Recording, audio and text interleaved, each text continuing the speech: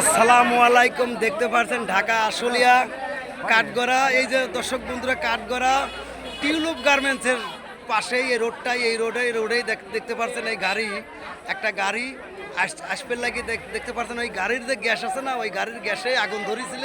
তে যাক, সাধারণ জনগণ এই অনেক গাড়িটা হেল্প করেছে, গ্যাসটা নেভে ফেলাইছে। দর্শক বন্ধুরা দেখতে পাচ্ছেন শত শত লোক এই গাড়িটা উদ্ধার করার জন্য, অনেক লোক ধরেন যে রোডের জ্যাম, তে আল্লাহ দিলি ভরে এখন গাড়িটা আগুন নিবেইছে। দর্শক বন্ধুরা, তো ড্রাইভারের কোনো ক্ষতি নেই, প্যাসেঞ্জারের কোনো ক্ষতি নেই।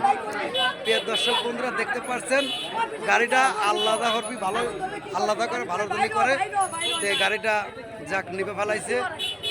আপনারা দোয়া করেন যে আল্লাহ তালা যেন ওই মার্শাল মায়ের কোলে পৌঁছায় দেয়, এই ড্রাইভারটা বাঁচিছে, প্যাসেঞ্জার কোলে বাঁচিছে। দর্শক বন্ধুরা আমাদের জন্য দোয়া করেন, আর এই ভিডিওটা আপনার যেখানে যাক ভিডিওটা সাপোর্ট করেন। দর্শক বন্ধুরা দেখতে পাচ্ছেন অবস্থা, রোডে একদম জ্যাম